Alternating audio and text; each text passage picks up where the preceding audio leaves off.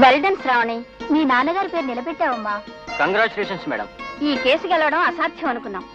మీరు prosecution arguments ని అరక్షణంలో తలకిందులు చేశారు. Thank you.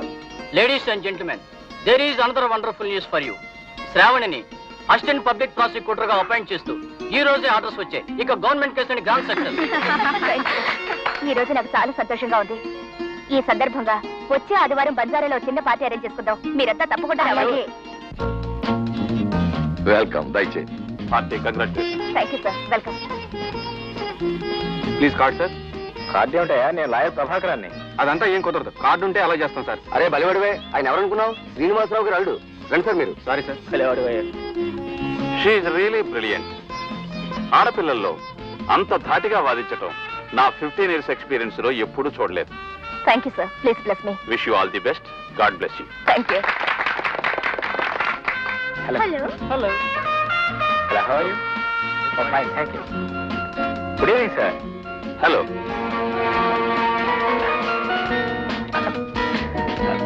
Hi, sorry for the delay. ఇదేమి డ్రెస్ అండి? సూట్ వేసుకురాలేదా? సూట్ ఎందుకో? సాయంత్రం పార్టీకి.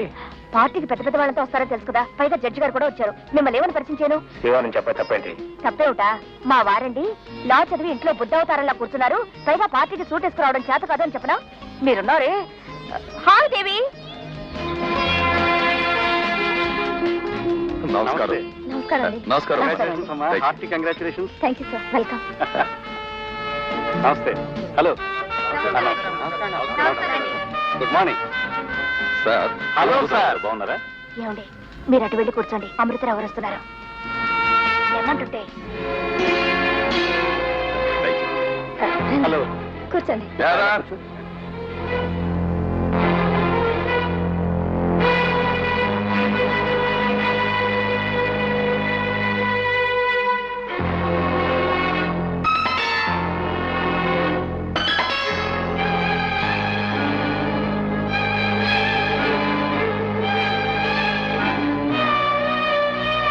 శ్రావణి, ఆకలిసి అన్నం పెట్టు.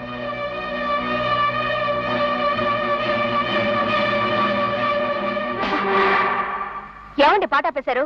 నా పాట నీ చెవిని పడాలని. ఏం పాపం అంత పాట వచ్చింది మీకు? ఇంతవరకు నేను ఫోన్ చేయలేదు తెలుసా? అవునండి, పార్టీలోంచి పెద్ద గొప్పగా వెళ్ళిపోయారే. అది మనం ఆర్గనైజ్ చేసిన పార్టీ కదా. మనమే గెస్టుల్లా ఫీల్ అయిపోతే ఎలా? వచ్చిన వాళ్ళకి మర్యాద చేయక్కర్లేదా? వచ్చిన వాళ్ళకి మర్యాదలు తప్ప ఉన్న వాళ్ళకి మర్యాదలు అక్కర్లేదనే ఉద్దేశం. చూడు శ్రావణి, చిన్నప్పటి నుంచి ఎరుగున్నవాడిని కాబట్టి ఎన్ని చిన్నతనాలనే భరిస్తూ వచ్చాను. కానీ ఊరుకుంటున్న కొద్ది నువ్వు మరీ మితిమిరిపోతున్నావు. అసలు గౌరవం లేకుండా ప్రవర్తిస్తున్నావు. ఇదేం బాగలేదు. పోనీ ఏది బాగుంటుందో చెప్పండి. నాకు బాగుండే లాయర్ వృత్తిని ఎలాగూ చేయనివ్వలేదు. కనీసం భర్తగానైనా గౌరవంగా బ్రతకనిస్తే బాగుంటుంది. బ్రతకండి, నేనేం వద్దనలేదే. అలా బ్రతకాలంటే నేను మళ్ళీ లాయర్ వృత్తి చేయాలి. ఈ ఇంట్లో కాకుండా విడిగా కాపురం పెట్టాలి. విడిగా కాపురవా? ఇక్కడ మీకేం తక్కువ?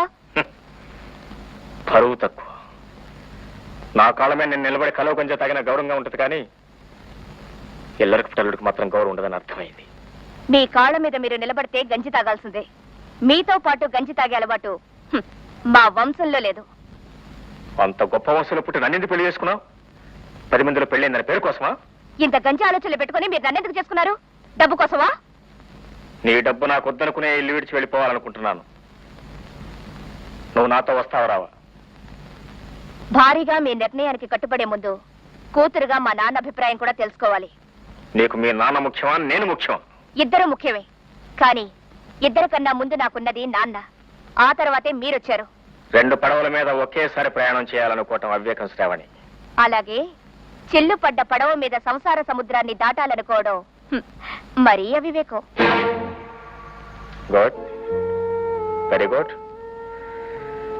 బాగా చెప్పావు శ్రావణి. నీ మనసులో మాట నీకు కూడా తెలియకుండా ఎంత స్పష్టంగా బయటపడిందో చూసావా? నేను చిల్లుపడ్డ పడవను కదూ, పనికి మాలిన వాడిని, అప్రయోజకుడిని, మీ ఇంట్లో మీ నీళ్ళలో బ్రతుకున్నవాడిని కదూ. ఆల్ రైట్, నీ అభిప్రాయాన్ని తలకిందులు చేసే రోజు త్వరలోనే వస్తుంది. ఈ చిల్లుపడ్డ పడవే నీకు లైఫ్ బోట్ అవుతుంది. నువ్వు నిరసించి నీ గట్టిపోసే ప్రవాహంలో కొట్టుకుపోతున్న నీకు దిక్కు అవుతుంది. నేనే నీకు దిక్కు మొక్కు కూడా అవుతాను. అప్పుడు నువ్వు నా వెంట నాకేం చేస్తావో చూస్తాను. Good night.